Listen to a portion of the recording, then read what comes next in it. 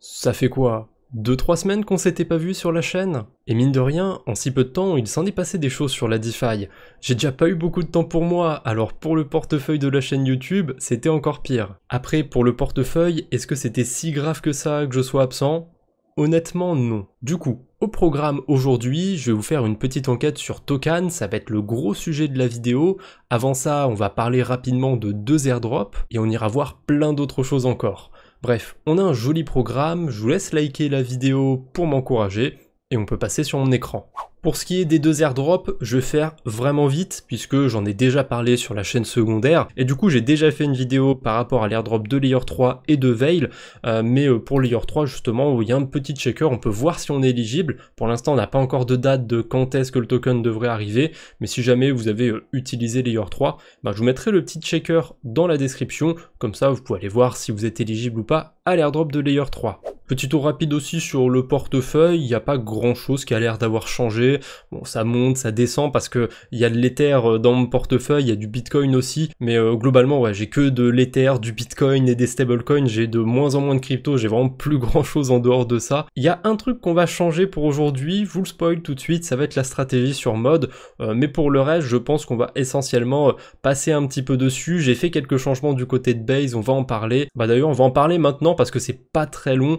Sur Base, j'avais une stratégie qui était toute bête, j'avais déposé des USDC sur Contango. Ça me permettait de faire une sorte d'effet de levier sur un protocole de prêt d'emprunt et de générer des intérêts grâce à ça. Ça m'a généré quand même quelques intérêts, mais le souci de ma stratégie, c'était le protocole qui était utilisé. Parce que Contango, ça vient se greffer à d'autres protocoles. Là, sur Base, on voit qu'actuellement, il n'y a qu'une seule stratégie intéressante sur les stablecoins, elle est sur AAV. Moi, celle que j'utilisais, elle était sur Zone Finance. Et là, si on regarde un petit peu les chiffres qu'il y a à l'écran, on voit tout de suite le problème de Zone Finance. Il y a peu de liquidité, voire pas de liquidité. Alors c'est un move un peu risqué de ma part parce que Zone Finance, le protocole s'est fait hacker sur Optimism et clairement les développeurs, ils ont pas essayé de relancer le truc. Ils sont en train de laisser un petit peu mourir le protocole, on va dire les termes. Et du coup j'avais une position où de base je déposais de l'USDC bridgé, j'empruntais de l'USDC de mémoire et je venais faire la boucle comme ça parce que les taux étaient intéressants, ça faisait une boucle assez vertueuse. Mais là vous voyez qu'il n'y a pas de liquidité sur l'USD bridgé, donc j'ai pu les retirer. Pendant un moment il y avait des petites liquidités, j'en ai vite profité. Là j'ai plus ma boucle sur Contango et du coup qu'est-ce que j'ai fait avec les USDC? J'ai bêtement été les déposer sur Bifi Finance, sur la pool USDZ USDC. L'USDZ, on en a parlé dans le premier épisode du journal DeFi, c'est un protocole qui émet un stablecoin, qui est backé par des real world assets, il y a un système à points, il y a un airdrop à farmer, on peut même les bridger sur Blast maintenant, pourquoi pas, ou trader avec sur Crave, je sais pas du tout ce que ça donne, mais je sais juste que c'est faisable en tout cas. Voilà, il y a un peu plus de choses qu'on peut faire avec l'USDZ, il est pas si mal. Il y a un autre stablecoin dans la même trempe qui fait parler de lui, c'est Usual. Je sais plus comment il s'appelle, c'est l'USD 0 je crois. Et ce protocole, il est un petit peu dans la même narrative que Anzen, sauf que le problème d'Usual Money, c'est que c'est que sur Ethereum. Les frais sont assez impactants, ou alors il faut le faire avec plusieurs milliers de dollars. J'ai pas nécessairement ça de disponible sur mon portefeuille, donc voilà, je passe un petit peu à côté d'Usual, c'est peut-être une erreur, peut-être pas, j'en sais rien. Sur ces belles paroles, on passe à un dernier petit sujet avant l'enquête sur Tokan. Ça va être le gros sujet de la vidéo, donc j'ai envie de caler quelques petits trucs avant, et ça je pense que c'est assez important de regarder pour l'instant. On a les ETF sur Ethereum qui sont officiel, ça y est, c'est tradable, c'est super. BlackRock, ils ont commencé à accumuler quelques dizaines de milliers d'Ethers déjà. Ce qui est intéressant, et surtout ce qui m'étonne pas tant que ça, c'est que l'Ether, il a dumpé depuis que les ETF ont été lancés dessus. Je sais plus quand ça a été lancé exactement, je me demande si c'était pas ce lundi, donc ça devait être le 22 juillet. Bon, en tout cas, c'était dans ces eaux-là, c'était dans la semaine. On voit que ça a littéralement dumpé en fait depuis la news. Et on est à combien à peu près? On va mesurer ça avec la petite réglette. On est à peu près à 11% de baisse, allez 12% si je prends la mèche, si je prends le plus bas de la baisse. Est-ce qu'on pourrait aller plus bas ou pas? J'ai pas de boule de cristal, mais je suis bêtement allé voir ce qui s'est passé sur les ETF Bitcoin. Donc le 10 janvier 2024, les ETF Bitcoin ont été lancés aux États-Unis, et du coup je suis retourné à regardez pas trop à droite, voilà, là c'est plutôt pas mal.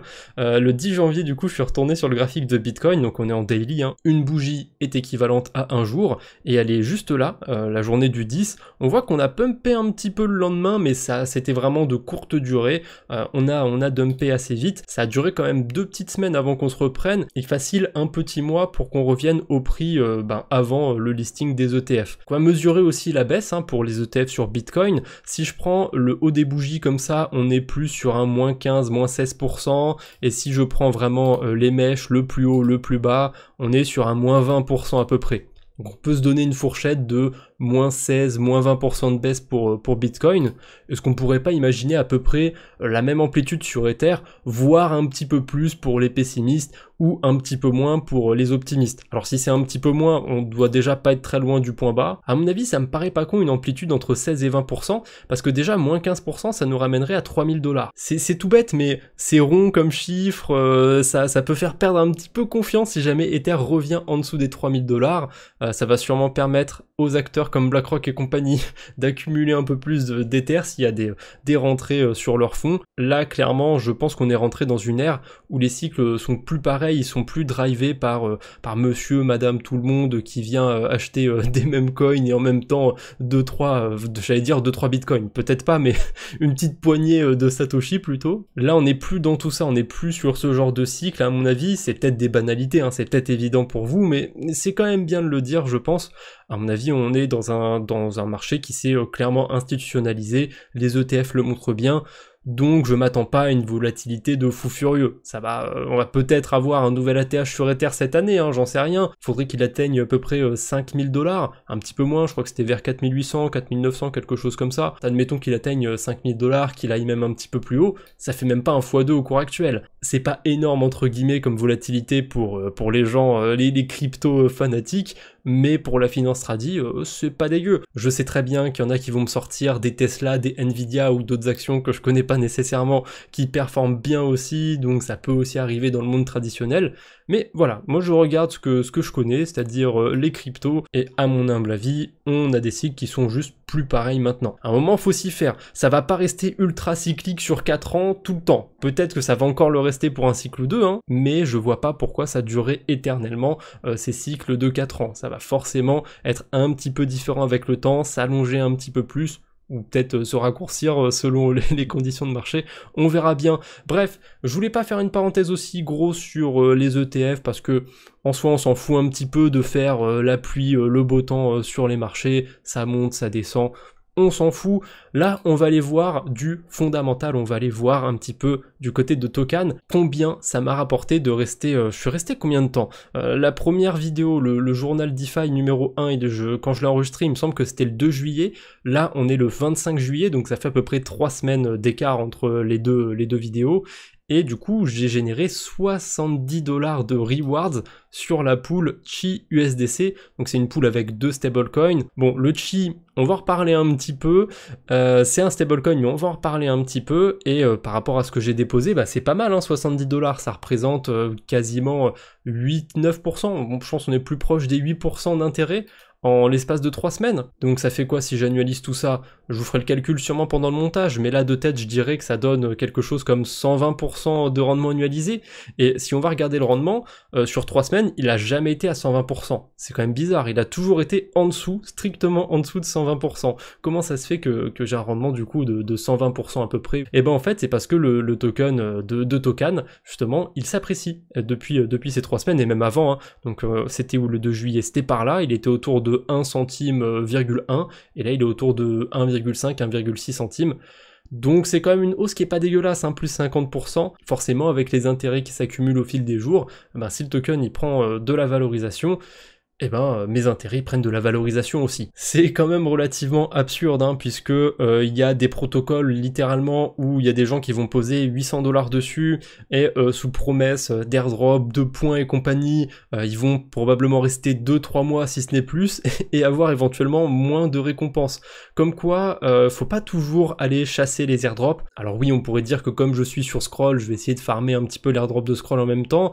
Tokan ne donne pas de points sur Scroll, en tout cas pas pour l'instant. Donc c'est difficile de dire que je fais cette stratégie pour farmer l'airdrop de Scroll. Moi je l'ai vraiment vu juste pour le yield, et justement c'est sur ça que je veux en venir, c'est le yield. D'où ils viennent ces 100% d'intérêt, comment ça se fait que je me suis exposé à cette pool alors que ça a l'air risqué, hein. Terra Luna par exemple c'était 20%, FTX c'était 8% et ils se sont effondrés, Tokan c'est 100%, ça va s'effondrer super vite, qu'est-ce qui se passe? D'où viennent les intérêts? Alors on est payé dans le token du protocole, donc c'est de l'inflation toute bête. Maintenant, le token il s'apprécie. Si le token est très inflationniste, s'ils en distribuent, enfin s'ils en impriment beaucoup pour les distribuer aux gens qui apportent des liquidités, normalement son graphique il devrait faire l'inverse, il devrait baisser. Donc comment ça se fait que la valeur du TKN augmente comme ça, limite en continu? Vous allez voir qu'il y a plusieurs choses à connaître sur l'écosystème de Tokan, parce que il n'y a pas qu'un seul protocole. En fait, il y a deux protocoles qui marchent un petit peu en concert. Il y a Tokan, évidemment, et il y a le protocole qui émet le stablecoin Chi. Le stablecoin Chi, il est émis où? Il est émis sur Essence Finance. Vous aurez tous les liens de tous les protocoles, de tout ce que je vous présente dans la description d'ailleurs, hein. Je le dis dans toutes les vidéos, mais petit rappel, et tant que je suis dans les rappels aussi, hein, pas de conseils en investissement ou quoi que ce soit, c'est une vidéo à but éducatif. Bref, j'en étais où dans mon explication? Donc ça c'est le protocole qui émet le stablecoin. C'est important, gardez ça en tête, il y a vraiment ces deux protocoles qui vont être très soudés, Tokan et Essence Finance. Donc revenons sur Tokan, il y a un mécanisme qui est propre à ce type de protocole. Tokan c'est un VE33, donc c'est un DEX un petit peu spécial, il y a un système de vote où on peut aller bloquer le token, ça nous donne une sorte de pouvoir de vote quand on bloque le token, plus on va en bloquer et plus on va le bloquer longtemps, plus on aura de pouvoir de vote. C'est assez classique, assez basique, mais ça marche comme ça. Et du coup, il y a une grosse partie des incentives, pour l'instant c'est pas encore distribué, je vais tout vous expliquer, mais il y a une grosse partie des incentives qui vont que sur certaines pools, et vous en doutez bien, il y a une grosse partie des incentives qui vont pour la pool Chi USDC. Et c'est pour ça que le rendement est aussi élevé sur la pool Chi USDC, c'est parce que les gens qui ont bloqué des tokens TKN et qui vont voter, ils sont incités en fait à donner leur vote à la pool Chi USDC. Et en fait, en fonction du nombre de votes qu'il y a pour une pool de liquidité, ça va déterminer le rendement sur cette pool en question. Alors là, on est au tout début de l'époque. Les époques, c'est les périodes sur lesquelles on peut voter. Et en général, sur la fin des époques, sur les dernières heures, le protocole Essence Finance balance un max d'incentive. Pour l'instant, on les voit pas, il y en a pas, mais sur les dernières heures, c'est des milliers de dollars qui sont rajoutés, donc ça incite vraiment les gens qui ont des tokens bloqués à venir voter pour ces pools en particulier. C'est pour ça que pour l'instant on voit 1,47% pour la pool Chi USDC. Pour l'instant il y a peu de votes dessus, mais vous en faites pas, d'ici 6 jours, hein, quand on sera sur les dernières heures de cette époque, il y aura 80% des voix pour Chi USDC, parce qu'il y aura énormément d'incentives dessus. Et en fait ça se voit, hein, au niveau des liquidités. Le gros de l'argent qui est sur Tokan, c'est que sur cette pool là, il y a 19 millions de dollars dessus, il y a quand même un petit peu d'argent à côté, hein. C'est pas non plus catastrophique, mais on voit quand même qu'il y a une énorme différence. Bon, du coup on comprend un petit peu le rendement. Pourquoi il y a 100% annualisé? C'est parce que c'est de l'inflation, et pourquoi il y a autant d'inflation en particulier pour cette pool de liquidité? Parce que les gens ils sont incités à voter pour cette pool de liquidité. Et en plus, comme il y a beaucoup d'incentives, ça incite les gens à venir bloquer des tokens TKN, puisque en faisant ça, je vous l'ai pas montré, je vous l'ai pas dit, mais bon, faites pas attention au rendement, quand on est en début d'époque c'est jamais cohérent, mais on a des rendements qui sont quand même très élevés pour ceux qui vont bloquer des tokens. Je pense qu'on est sur des rendements à 3 chiffres, alors peut-être plus proche des 100% que des 900% annualisés, mais quand même c'est un rendement qui est pas dégueulasse. Après le souci c'est que pour avoir beaucoup de pouvoir de vote, il faut les bloquer 4 ans généralement les tokens, et j'ai pas envie de les bloquer 4 ans. Moi je vais pas les bloquer tout court d'ailleurs, je vais pas les voter, mais s'il y en a que ça pourrait intéresser, je pense que c'est une mauvaise idée et que vous n'allez pas y gagner sur le long terme. Parce que vous allez immobiliser vos liquidités, vraiment vous pourrez pas les sortir si vous les bloquez pendant 4 ans, et je suis à peu près sûr, je pense que je pourrais le parier, mais bon, je vais pas le faire parce que ça sert à rien, mais dans 4 ans, je vois pas le token de Tokan encore à 1 centime. À mon avis, il sera pris minimum moins 99% si ce n'est plus. Parce qu'en général, ce genre de protocole, ça dure pas dans le temps. C'est surtout là pour venir surfer un petit peu les hypes. En ce moment, c'est la hype de scroll. Mais ça, c'est juste sur le papier. Sur le papier, ça pourrait être cohérent. On pourrait se dire que, ok, comme le protocole, il est dans la hype, ça attire du monde, c'est organique, il y a des gens qui vont acheter des tokens TKN ou qui vont les farmer, qui les bloquent et qui récupèrent des incentives. Mais il y a un truc qu'on n'a pas éclairci. Elles viennent d'où ces incentives? Qui les distribue? Et il vient d'où l'argent? Alors qui les distribue? Ça si, je crois que je l'ai dit, c'est Essence Finance, parce qu'ils ont leur stablecoin, mais ils ont aussi leur coin maison, le Zen. D'ailleurs, on peut aller le voir sur CoinGecko, et ce qui est fou, c'est que ce coin s'apprécie, et c'est ça qui devient vraiment très curieux. Donc c'est un coin qui sert pas à grand chose, hein. Je suppose que c'est peut-être à des fins de gouvernance, mais je suis même pas sûr qu'il y ait une gouvernance sur Essence Finance. Donc en fait, le gros de son utilisation, c'est d'en distribuer aux gens qui vont voter sur Token Exchange, pour incentiver les pools. Le souci de faire ça, d'imprimer des tokens juste pour les distribuer à des gens, c'est qu'il y a de grandes chances que les gens aillent dumper ce token. En fait, c'est un petit peu comme pour le TKN. C'est une sorte de TKN au carré. Le TKN, son prix s'apprécie parce que il y a un intérêt à aller le bloquer. Pour ce qui est du Zen, du coup, c'est pas ultra logique de voir un token qui s'apprécie. Alors, il y a quand même un truc qui pourrait l'expliquer, c'est vrai qu'il y a un rendement qui est pas dégueulasse pour ceux qui vont staker le Zen sur Essence Finance. Vous voyez que le rendement annualisé il est vraiment zinzin, on est sur du 300% et on est payé en quoi? On est payé en stablecoin Chi et en Zen, hein, tant qu'à faire, autant en redistribuer encore un petit peu.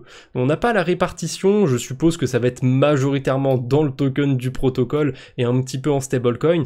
Pourquoi d'ailleurs il y a des Chi, hein, c'est pas du Ponzi ou quoi que ce soit, un peu comme Luna, c'est des frais qui sont générés par le protocole. Je pense qu'ils doivent blinder d'incentives avec leur token, hein, pour faire gonfler un petit peu le rendement et pour éventuellement donner envie aux gens d'aller bloquer le token. Mais ça me paraît quand même pas logique cet aspect d'aller bloquer le token Zen, parce que les gens qui sont sur Token, ils sont pas nécessairement au courant que Essence Finance existe. Je suis sûr que là, parmi ceux qui vont regarder ma vidéo, je sais pas, admettons qu'il y en ait une petite dizaine qui connaissent Token et qui aient des liquidités dessus, je suis sûr qu'il y en a grand max 1 ou 2 d'entre vous qui étaient au courant d'Essence Finance. N'ayez pas honte, je suis à peu près sûr que c'est ça. Donc, si vous avez un token que vous ne connaissez ni dev ni dedans, soit vous faites vos recherches et vous voyez si c'est un bon token ou pas, soit vous vous emmerdez pas et vous allez dumper le token. Donc dans ce cas-là, ça m'étonne que le token Zen s'apprécie. Et en plus, il y a un truc que j'ai pas souligné, hein, c'est que le volume qu'il y a sur ce token est ridicule. Hein. 15 000 $ sur 24 heures, c'est assez faible et c'est encore pire ce que j'ai sur DexScreener. Après là, j'ai qu'une seule pool de liquidité, donc il est probablement échangé ailleurs. On a que 5 700 $ de volume. Par contre, pour ce qui est des liquidités, que ce soit le token Zen ou le token de Token Exchange, il y a quand même pas mal de liquidités, hein. 1,7 million sur le Zen et le TKN, j'avais pas été voir, on va retourner dessus. 1,4 million de liquidités disponibles. Donc honnêtement, c'est plutôt pas mal pour des tokens de l'écosystème Scroll, hein. Quand même, je tiens à le préciser, c'est pas un énorme écosystème, donc 1 million de liquidité, c'est déjà bien. Sauf que, il y a un souci par rapport à ces pools de liquidité. Vous l'avez peut-être pas vu, mais regardez précisément contre quel actif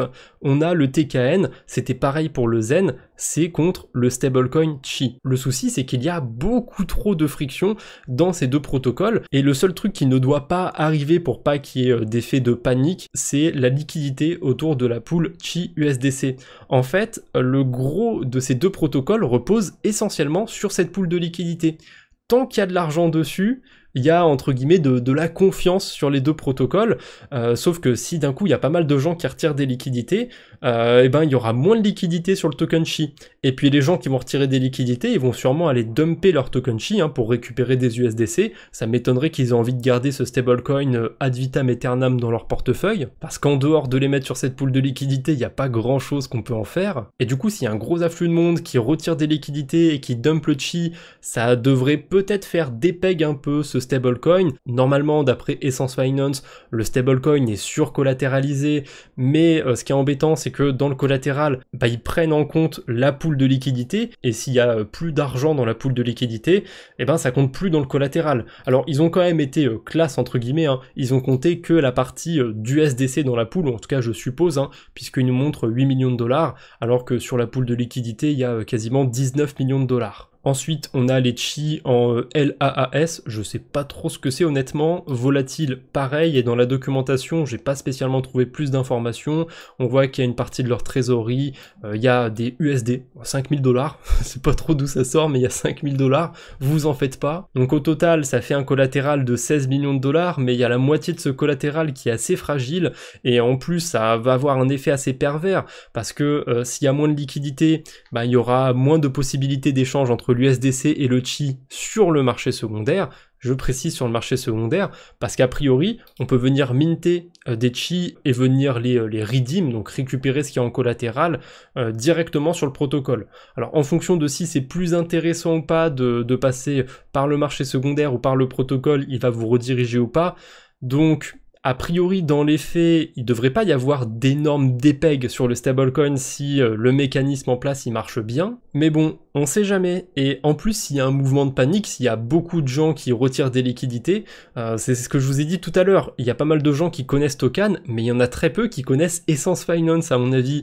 Et du coup, je suis pas sûr que tout le monde aura l'idée d'aller sur Essence Finance pour échanger ses chi en USDC. Donc le jour où il y aura des retraits de liquidités sur cette pool-là, faudra être plutôt dans les premiers qui ont retiré des liquidités, à mon avis, ou alors ne pas trop paniquer sur le moment. Je vois plusieurs scénarios possibles, soit le truc dépeg pendant un petit temps, peut-être une journée ou deux, et il revient à peu près à 1 $, le temps de se stabiliser avec le fonctionnement du protocole, soit il y a trop de problèmes dans le fonctionnement du protocole, le stablecoin n'arrive pas à repeg, et on verra comment ça va finir, hein. Après, je vais pas sortir tout de suite du protocole. Déjà, le temps que je fasse ma vidéo ou quoi, je peux toujours les laisser 2 jours de plus et ensuite les retirer, donc faites attention aussi. Quand je dis un truc dans une vidéo, en général, je l'ai dit 1 jour, 2 jours, 3-4 jours à l'avance, ça dépend. En tout cas, sur la chaîne principale, ça va être quelques jours à l'avance, puisque le temps que je fasse le montage, tout ça, ça demande un petit peu de temps quand même. Et puis surtout, on n'a pas forcément la même gestion du risque. Donc pour l'instant, je vais rester un petit peu sur cette pool de liquidité. Je veux pas faire du FUD ou quoi que ce soit. Moi, je pense juste que à terme, ces deux protocoles, Essence Finance et Token, pour l'instant, il marche bien parce qu'il y a de la hype, mais à terme, ça va juste s'écrouler petit à petit et la TVL va baisser. Il y aura de moins en moins d'argent déposé sur les deux protocoles. Et un truc qui pourrait accélérer tout ça, ce serait soit la baisse du token TKN, soit la baisse du token Essence Finance. Parce que ça, je suis pas rentré en détail non plus là-dessus, mais j'ai été voir un petit peu on-chain qui holdait des tokens Essence Finance et il y en a une grosse partie qui est holdée par le protocole. On voit que c'est quand même 46 millions de dollars. Pour rappel, il n'y avait même pas 2 millions de dollars de liquidité sur le token Zen. Cette adresse, elle est toute bête, hein. C'est la trésorerie, je suppose, de Essence Finance, ou en tout cas, c'est là qu'ils ont tous leurs tokens Zen. Il y en a 526 millions, et on voit que toutes les semaines, en fait, ils envoient des tokens Zen quelque part, ils les envoient où? Si vous avez un minimum suivi tout ce que je vous raconte depuis tout à l'heure, vous savez où ça a été envoyé, c'est sur les différentes pools sur lesquelles on peut voter, sur lesquelles on peut apporter des incentives. Vous voyez, on a un petit bouton incentivize, hein. Même quelqu'un de random peut rajouter des incentives sur une pool. Il n'y a pas trop d'intérêt à le faire, mais c'est possible, hein.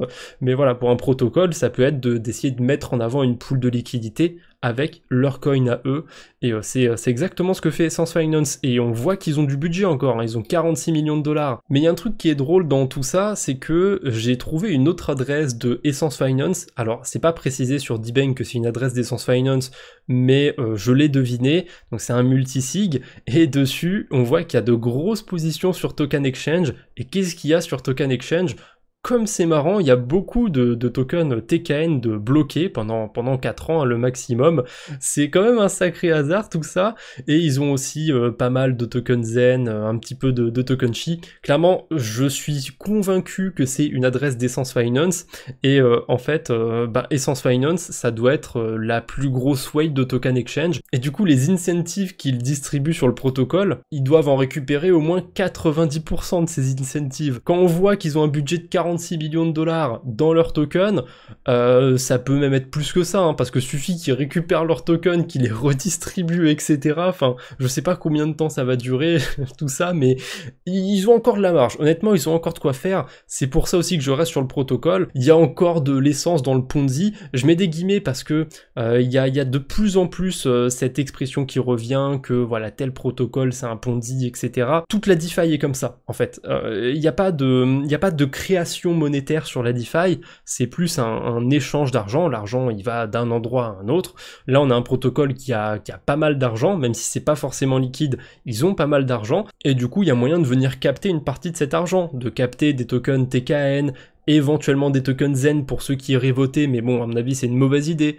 Voilà, il y a moyen de venir capter une petite partie de tout ça, mais c'est clair que un jour, la vapeur, elle va un petit peu s'inverser. Je suis pas sûr que ça reste super éternellement, mais à mon avis, on a clairement encore un peu de marge. Voilà, c'est à peu près tout ce que j'avais sur cette petite enquête. Alors petite avec des guillemets, elle était quand même plutôt longue. Il y a beaucoup de friction entre Token Exchange et entre Essence Finance. Il suffit qu'il y ait un des éléments sur ces deux protocoles qui baisse un petit peu, que ce soit le prix du TKN, le prix du Zen, ou alors les liquidités sur la pool Chi USDC, pour que le château de cartes s'écroule entre guillemets. Mais par s'écrouler, je pense que le plus grave, ça va être de se retrouver avec des rendements qui vont être très faibles sur les protocoles. Je pense que c'est surtout ça le risque, c'est si vous laissez vos liquidités trop longtemps, au bout d'un moment il y aura 2% d'intérêt, ce sera peut-être pas intéressant de rester dessus. En tout cas, si vous avez un avis sur la question, n'hésitez pas à argumenter en commentaire, peut-être que je suis passé à côté de quelque chose, bref, n'hésitez pas à vous exprimer. Revenons un petit peu sur mon portefeuille du coup, il y a un truc aussi qui est sur mon portefeuille et dont j'ai pas spécialement parlé. Vous voyez que j'ai deux meme coins, j'ai du MOG et du Miaou, je les avais achetés par rapport à une vidéo que j'ai faite autour des meme coins, et il y a pas longtemps j'ai failli les vendre. Je compte attendre un petit peu, je suis patient, je pense que je vais pouvoir récupérer ma mise initiale, parce que j'avais mis 100 $ sur chacun de ces meme coins. On voit qu'il y en a un qui s'est un peu plus apprécié que l'autre, hein. Mais du coup j'attends que les deux valent 200 $, puisque là si je sors maintenant, on peut dire que ma vidéo elle m'aurait coûté 38 $ à peu près, hein, puisque je peux récupérer 160 $. Enfin voilà, c'était un petit point par rapport à ça, parce que c'était dans mon portefeuille, et si jamais vous vous posiez la question de pourquoi j'ai des meme coins, c'est pas spécialement parce que je crois en ces deux-là, c'est juste parce que je les avais pris comme exemple dans la vidéo et je les ai toujours pas revendus. Sur Sei, toujours la même stratégie, j'ai ma boucle qui tourne sur Yay Finance, vraiment stratégie toute bête, hein. Je dépose des USDC, j'emprunte des USDC, je les redépose, je les réemprunte, et pourquoi je fais ça? Parce qu'on a des intérêts bonus à venir déposer des USDC, et la boucle est assez vertueuse. J'ai pas recalculé le rendement, mais il a pas bougé depuis la dernière vidéo. En plus, il me semble que le token Sei il s'est apprécié depuis le premier épisode du journal DeFi, donc pour l'instant j'ai pas spécialement grand intérêt à couper cette boucle, elle marche plutôt bien. En bonus, elle m'a rapporté un petit peu d'activité sur la blockchain Sei, et ça me rapporte aussi des points pour le protocole. D'ailleurs, je vois que je suis classé 613e, j'étais mieux classé avant, donc ça veut dire qu'il ça commence à être dilué un petit peu du côté des points. Faites attention sur les protocoles de prêt d'emprunt, les airdrops puent la merde. Je dis les termes, les airdrops puent la merde sur ces protocoles, parce que les points sont juste trop faciles à accumuler. Bref, pas grand chose de plus à dire pour Sei, on peut enchaîner, Scroll on a été voir, ZK Sync, pas grand chose de plus, hein. J'ai toujours la même position où je viens gratter quelques frais de transaction avec mes ZK, on verra ce que j'en fais plus tard. Pour l'instant, je vais pas y toucher. Le dernier truc que je voulais faire pour aujourd'hui, c'était de couper ma stratégie sur Mod. Alors, je vais revenir vite fait dessus. La stratégie, de base, elle était toute bête. C'était de déposer des Ethereum sur Ionic, donc un protocole de prêt d'emprunt comme AAV, d'emprunter des mods et de déposer les tokens mod que j'ai empruntés plus une partie des Ethers que j'avais pas déposé dans une pool de liquidité. Pourquoi j'ai mis tout ça dans une pool de liquidité?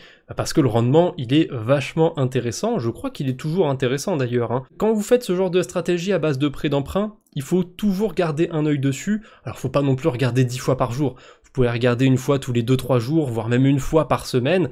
Par contre, si jamais vous voyez que ça a bien baissé, il faut être assez réactif.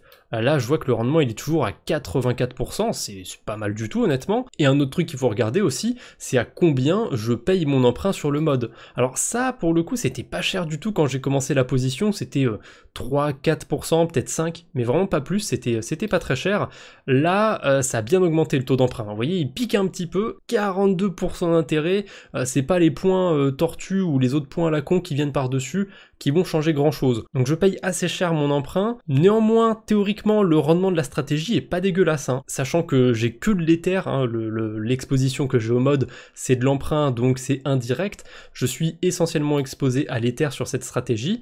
Le rendement théorique il est pas dégueu, mais il y a un truc qui peut venir déséquilibrer un petit peu ma stratégie, c'est justement un déséquilibre du côté du token mode, parce que je les dépose dans une pool de liquidité, mais une pool de liquidité c'est pas toujours stable. Là en l'occurrence c'est pas stable, j'ai des actifs qui sont volatiles entre eux, et en fait le token mode a bien dumpé, son prix avait été divisé par 2, quand j'avais déposé mes liquidités, je sais plus à combien il était, mais je vais vous dire une bêtise, hein, il était autour de 3 centimes, le token il est descendu à 1,5 centime et il est remonté un petit peu, là je sais plus à combien il est, mais je sais qu'il est remonté. Et j'avais regardé en fait au moment où le token avait été divisé par 2, et le rendement de ma stratégie était négatif. Si je shortais à ce moment-là, j'avais perdu de l'argent. Littéralement, j'étais dans le négatif. Là, comme le token mode s'est réapprécié un petit peu, l'équilibre qu'il y a sur la pool de liquidité, il s'est réarranger un peu, si on peut le dire comme ça. Parce que quand il y a un grand écart de prix, quand il y a une grosse volatilité, ça crée des impermanent loss, et du coup j'avais plus d'impermanent loss que de rendement sur la stratégie. Donc j'étais parti du principe qu'il n'y aurait pas trop de volatilité sur le mode, je me suis trompé.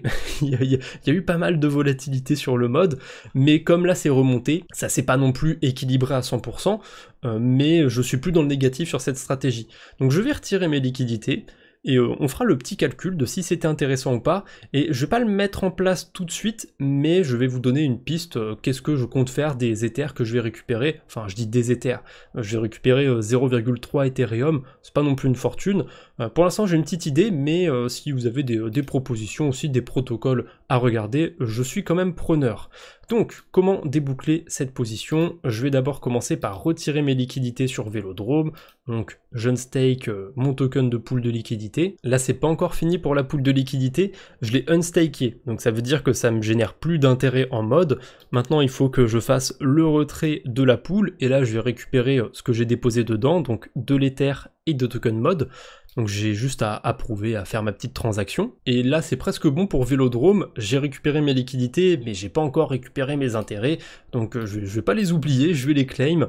J'ai quand même récupéré 1000 mods, ça vaut pas une fortune, mais c'est déjà pas mal, et au moins ça me donne une idée du prix du token, hein. Il doit être aux alentours de 2 centimes et demi à peu près. Là je suis dans un cas de figure qui m'arrange un petit peu, comme le prix du token mod il s'est désapprécié face à l'Ether, maintenant j'ai plus de mods que ce que j'ai emprunté. Ensuite quand j'aurai remboursé mon emprunt, j'aurai un surplus en token mod, je sais pas encore exactement ce que je vais en faire, on va d'abord rembourser l'emprunt, on verra après. Et pour rembourser mon emprunt, je retourne sur Ionic, je clique sur Repay juste ici. Petit tips, si jamais vous faites des stratégies à base d'emprunt, moi quand je rembourse mes emprunts, ce que je fais, quand je dois approuver le token, c'est que j'en approuve toujours un petit peu plus que ce que j'ai emprunté. J'aime pas laisser des approbations infinies, on sait jamais, ça peut être risqué. Sur Jumper, on a eu le cas il y a pas très longtemps, il y a eu un hack de ce côté-là, donc faites attention à pas laisser des approbations infinies quand vous remboursez ou quand vous échangez un token sur la DeFi. Et pourquoi je le mets un petit peu au-dessus et je mets pas la quantité exacte de tokens que je dois rembourser, là c'est par rapport au type de protocole, sur AAV, sur Ionic et tout. En fait, à chaque seconde, j'ai plus de tokens à rembourser, donc c'est un petit peu absurde d'approuver exactement la quantité de tokens que je dois à un instant T. Voilà, j'approuve un petit peu plus, comme ça je suis large, et si jamais il y a un souci autour du smart contract de Ionic, j'ai approuvé 19 tokens mod en plus. Je pense que je pourrais m'en remettre, hein. Ça m'étonnerait qu'un jour il vaille 10 000 $ le token, je pense que si je perds 19 mods, je m'en remettrai. Et en plus, il faudrait que j'ai 19 mods dans mon portefeuille dans ce cas-là, ça se trouve d'ici là j'en aurai plus. Donc bon, c'est pas très grave. Là ça a pas l'air de s'être mis à jour sur l'interface, il montre que j'ai encore un emprunt, donc je vais recharger la page, et normalement je vais pouvoir retirer tranquillement mes Ethereum. Enfin, je dis encore mes Ethers au pluriel, je devrais plutôt dire mon Ether, puisque c'est même pas du singulier, hein. J'en ai même pas un. Enfin bref, peu importe, de toute façon on se comprend, je retire mon Ether. Et d'ailleurs c'est un peu chiant sur Ionic, c'est pas de l'Ether que je récupère, c'est du wrapped Ether, c'est la même chose hein, techniquement. En gros l'Ether il sert à payer les frais et le wrapped Ether il sert à interagir avec des smart contracts, mais du coup moi je veux tout en Ether et pas en wrapped Ether. Donc ça me fait chier, ça me fait faire une transaction de plus, je dois aller sur Vélodrome et convertir tout ça en Ethereum. Après mine de rien, c'est peut-être pas si mal. Tout ce que j'ai sorti, hein, donc ce que j'ai sorti de Vélodrome et de Ionic, c'est que en wrapped Ether, et j'en avais pas avant dans mon portefeuille.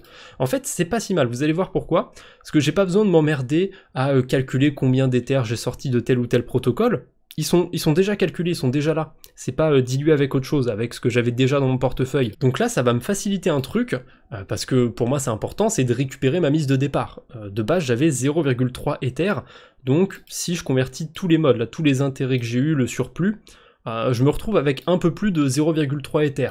Ce qui est pas mal honnêtement. Après, est-ce que je garde une petite partie des modes ou pas? Vous savez quoi? Je vais pas échanger tous mes modes, je vais en garder une petite partie. J'aime bien garder des chiffres ronds aussi. Donc je vais en garder 600 à peu près, que je vais aller déposer en plus sur Splice Finance, hein. Tant qu'à faire, c'est des intérêts. Au pire, si ça va à 0, bah ça va à 0. Mais là, ce que je vais faire, c'est que je vais récupérer mon investissement initial, même un petit peu plus que ça, hein, j'aurai un peu plus que 0,3 Ether. Donc si je regarde que l'Ethereum, si je compte pas les intérêts que j'ai en mode et que j'ai pas récupéré, c'était peut-être pas la stratégie de fou, j'ai peut-être pas eu un rendement de zinzin, je vais m'amuser à calculer tout ça, tiens. Là, je me retrouve avec 0,303 Ether à peu près. Vous allez m'accorder ça, on va arrondir au-dessus. Ça fait 1% d'intérêt. Je suis resté sur la stratégie combien de temps? Il est où mon tableur? Je suis sur la stratégie depuis le 17 mai 2024, donc ça fait à peu près 2 mois et 1 semaine. On va arrondir à 2 mois, ce sera plus simple pour calculer, donc 1% sur 2 mois, ça fait 6% sur 1 an. Voilà, c'est aussi simple que ça. Mine de rien, par rapport au staking d'Ether, j'ai fait un meilleur rendement. Après, j'ai pas pris en compte les intérêts que j'avais gardés en token mode. Ça vaut quoi? J'en ai pour 17$ sur Splice, plus 15$ dans mon portefeuille. Donc ça m'aurait fait une trentaine de dollars en Ether, donc à peu près 1 centième d'Ether, et du coup si je rajoute 1 centième d'Ether, ça vient quadrupler mon rendement, donc si je quadruple mon rendement, je passe de 6 à 24%. Alors il y a peut-être plein d'autres protocoles, plein d'autres stratégies plus simples qui auraient pu me donner le même rendement, je dis pas le contraire, mais bon, je suis quand même satisfait de cette stratégie, et là la vidéo elle est un petit peu longue, donc j'irai déposer les token mods sur Splice Finance de mon côté, ça sert à rien que j'aille refaire ça dans la vidéo, il me semble que je l'ai déjà fait dans l'épisode 1. Et puis de toute façon, là je sais pas combien de temps la vidéo fera après le montage, mais ça fait plus d'1 heure que j'enregistre la vidéo, et je suis fatigué, donc je pense que c'est le bon moment pour s'arrêter. Comme d'habitude, ceux qui sont restés jusque là, n'hésitez pas à liker si ce n'est pas déjà fait, à commenter. Peu importe, mettez n'importe quoi, à ce niveau-là on n'est plus à ça près, abonnez-vous pour ne pas rater les futures vidéos, mais bon, je suis persuadé que ceux qui sont restés jusque-là, ils sont déjà abonnés. Allez, je vous embête pas plus pour aujourd'hui, on se retrouve bientôt j'espère, d'ici là portez-vous bien, salut tout le monde!